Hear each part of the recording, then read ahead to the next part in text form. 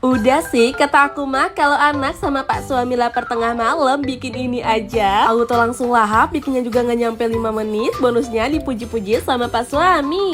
Nah, jadi pertama-tama di sini aku pecahkan dulu 3 butir telur. Terus kasih sejumput garam, penyedap, dan untuk susu cairnya ini sedikit aja ya guys. Kocok lepas telurnya sampai nggak ada lagi yang ngegumpel. Lalu panaskan pan. Di sini aku pakai pan yang panjang kayak gini ya. Jangan lupa juga diolesi dulu sama sedikit margarin. Lalu kita tuang sedikit telur. Nah, pertama ini kita gulung dulu. Kalau udah, pindahkan ke bagian atas, tuang lagi secara bertahap. Ini tuh tipis aja ya guys. Dan masaknya juga di api yang paling kecil aja biar nggak cepet berkulit coklat kayak gitu. Jadi si telurnya tuh bisa ngegulung sempurna. Dan ini juga aku kasih topping nori ya guys. Sebenarnya bebas sih, bisa juga diganti pakai sosis, bakso ataupun keju. Tapi aku pakai yang ada aja di rumah. Terus tinggal dilakukan aja sampai stepnya habis ya. Ini tuh udah selesai. Untuk matangin telurnya, jadi tinggal kita goyang-goyangkan aja kayak gini sampai permukaannya tuh agak coklat ya. Dan udah jadi, bikinnya segampang itu ya. Kalian bisa lihat hasilnya tuh super cantik. Teksturnya fluffy, lembut, ditaburin sama bubuk cabai aja. Udah sih, jangan lupa di-cook dan selamat mencoba.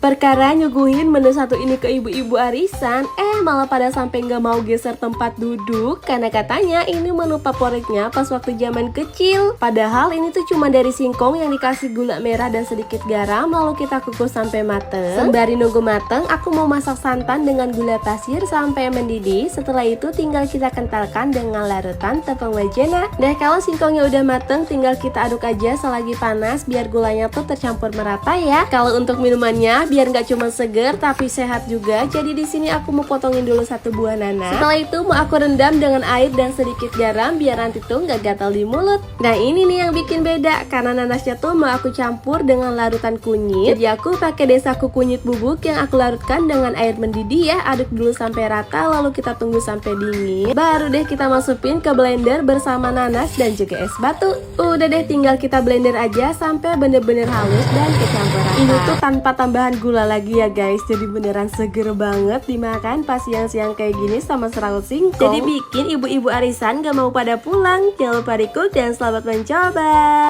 Aku tuh gak pernah bosan sama olahan pisang yang satu ini. Soalnya manis, gurih, legit. Jangankan anak dan pas suami, mertua aja suka banget dan malah minta dibikinin terus. Jadi pertama-tama aku pakai pisang raja ya. Di sini aku kupas dari kulitnya. Setelah itu tinggal kita goreng aja ke dalam minyak panas. Lalu sambil nunggu mateng, di sini aku mau chopper dulu kacang yang udah aku goreng. Aku pakai sekitar 100 gram kacang tanah. Lalu mau aku chopper, nggak perlu sampai halus banget ya guys. Biar nanti tuh masih ada teksturnya gitu loh. Terus tinggal kita campurkan aja bareng gula pasir dan juga margarin, lalu aduk sampai merata. Kalau udah sisihkan dulu. Karena aku mau balik lagi ke pisang yang tadi lagi digoreng, jangan lupa sesekali dibalik biar nggak gosong dan matanya merata. Nah, kalau udah kecoklatan kayak gini, tinggal kita angkat dan tiriskan. Dan bagian atasnya tuh mau aku belah, tapi jangan dibelah sampai putus ya guys. Kalau udah tinggal diisi pakai isian kacang tadi, lalu ratakan. Dan di wajan aku mau lelehkan gula pasir sampai jadi karamel kayak gini. Kalau udah tinggal diguyur aja pakai susu cair. Masak di api kecil sampai gulanya ini larut dan aku tambahkan dengan margarin dan juga sejumput garam. Lalu tinggal kita masak lagi aja sampai mengental dan jadi salted karamel kayak gini. Udah deh, tinggal kita guyurin aja ke atas pisang tadi dan ditambahin topping keju biar lebih gurih ya.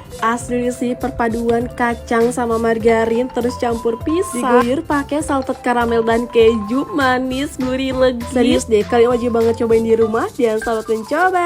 Ternyata kalau kalian campurin 1 sendok makan margarin dengan 1 sendok makan gula pasir, terus aduk sampai tercampur rata, lalu olesin ke roti, olesin sampai rata ke seluruh rotinya. Lalu panggang di atas teflon dengan api sedang, terus bagian tengahnya kita isi dengan keju mozzarella dan kita timpa lagi dengan roti yang udah diolesi lagi dengan margarin dan gula tadi. Lalu masak selama beberapa menit, jangan lupa dibalik. Dan selamat, kalian udah berhasil bikin roti ala cafe yang luarnya itu caramelize garing tapi dalamnya lumer molor dari mozzarellanya. Perpaduan yang gurih, manis, asli ini enak banget. Terus dimakannya pakai es kopi susu. Udah sih, ini mah nggak perlu lagi nongkrong di cafe. Karena bikin menu kayak gini doang nggak nyampe 5 menit. Terus lebih hemat juga di kantong. Aku cuman pakai kopi Nescafe, tambahin sedikit gula dan air panas, lalu aduk sampai merata. Tinggal kasih es batu yang banyak, terus kasih susu cair. Aku pakai yang murah-murah aja dan ada di warung. Pasti hasilnya kalian bisa lihat. Jangan lupa di-cook dan selamat mencoba.